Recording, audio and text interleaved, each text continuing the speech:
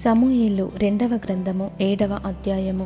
యెహోవా నలుదిక్కుల అతని శత్రువుల మీద అతనికి విజయమిచ్చి అతనికి నెమ్మది కలుగజేసిన తరువాత రాజు తన నగరియందు కాపురముండి నాతానను ప్రవక్తను పిలువనంపి, నేను దేవదారు మ్రానుతో కట్టిన నగరియందు వాసము చేయుచుండగా దేవుని మందసము డేరాలో నిలిచియున్నదనగా, నాతాను, యెహోవా నీకు తోడుగానున్నాడు, నీకు తోచినదంతయు నెరవేర్చుమనెను. అయితే ఆ రాత్రి యెహోవా వాక్కు నాతానునకు ప్రత్యక్షమై సెలవిచ్చినదేమనగా, నీవు పోయి నా సేవకుడగు దావీదుతో ఇట్లనుము, యెహోవా నీకు ఆజ్ఞ ఇచ్చినదేమనగా, నాకు నివాసముగా ఒక మందిరమును కట్టింతువా?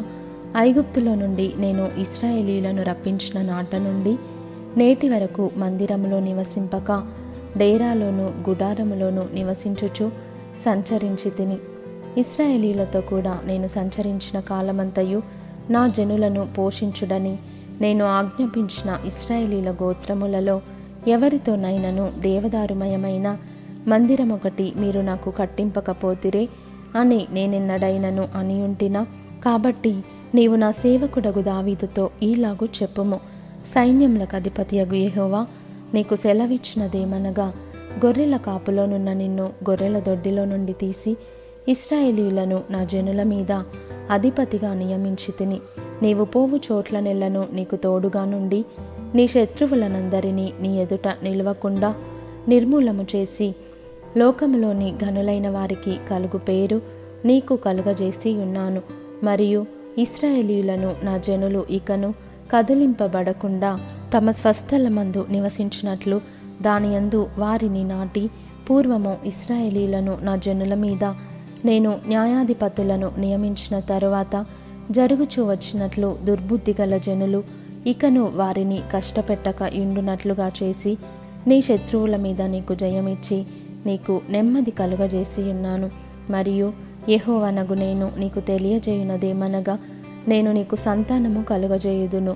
నీ దినములు సంపూర్ణములగునప్పుడు నీవు నీ పితరులతో కూడా నిద్రించిన తరువాత నీ గర్భంలో నుండి వచ్చిన నీ సంతతిని హెచ్చించి రాజ్యమును అతనికి స్థిరపరచెదను. అతడు నా నామఘనత కొరకు ఒక మందిరమును కట్టించును. అతని రాజ్య సింహాసనమును నేను నిత్యముగా స్థిరపరచెదను. నేనతనికి తండ్రినయ్యుందును, అతడు నాకు కుమారుడయుండును. అతడు పాపము చేసిన ఎడల నరుల దండముతోనూ మనుషులకు తగులు దెబ్బలతోనూ అతని శిక్షింతును గాని, నిన్ను స్థాపించుటకై నేను కొట్టివేసిన సౌలునకు నా కృప దూరమైనట్లు అతనికి నా కృప దూరము చేయను. నీ మట్టుకు నీ సంతానమును నీ రాజ్యమును నిత్యము స్థిరమగును, నీ సింహాసనము నిత్యము స్థిరపరచబడును అనెను. తనకు కలిగిన దర్శనమంతటిని బట్టి ఈ మాటలన్నిటి చొప్పున నాతాను దావీదునకు వర్తమానము తెలియజెప్పెను. దావీదు రాజు లోపల ప్రవేశించి యెహోవా సన్నిధిని కూర్చుండి ఈలాగున మనవి చేసెను, నా ప్రభువా యెహోవా, ఇంతగా నీవు నన్ను హెచ్చించుటకు నేనెంతటి వాడను? నా కుటుంబము ఏపాటిది? ఇంత హెచ్చుగా చేసినదంతయు నీ దృష్టికి కొంచెమై మానవుల పద్ధతిని బట్టి బహుకాలము జరిగిన తరువాత నీ దాసుడనైన నా సంతానమునకు కలుగబోవు దానిని గూర్చి నీవు సెలవిచ్చియున్నావు. యెహోవా నా ప్రభువా, దావీదు అను నేను ఇక నీతో ఏమి చెప్పుకొందును? యెహోవా నా ప్రభువా, నీ దాసుడనైన నన్ను నీవు ఎరిగియున్నావు. నీ వాక్కును బట్టి నీ ఇష్టానుసారముగా ఈ ఘనకార్యములను జరిగించి నీ దాసుడనగు నాకు దీని తెలియజేసితివి. కాబట్టి దేవా యెహోవా, నీవు అత్యంతమైన ఘనత గలవాడవు. నీ వంటి దేవుడొకడును లేడు. మేము వినిన దానినంతటిని బట్టి చూడగా నీవు తప్ప దేవుడెవడునూ లేడు. నీకు జనులగుటకై వారిని నీవు విమోచించునట్లును నీకు ఖ్యాతి కలుగునట్లును నీ జనులను బట్టి నీ దేశమునకు భీకరమైన మహాకార్యములను చేయునట్లును దేవుడవైన నీవు ఐగుప్తు దేశంలో నుండి ఆ జనుల వశములో నుండి వారి దేవతల వశములో నుండి నీవు విమోచించిన ఇశ్రాయేలీయులను నట్టి నీ జనుల వంటి జనము లోకమునందు మరి ఎక్కడనున్నది? మరియు యెహోవావైన నీవు వారికి దేవుడవైయుండి వారు నిత్యము నీకు ఇశ్రాయేలీయులను పేరుగల జనులయుండునట్లుగా వారిని నిర్ధారణ చేసితివి.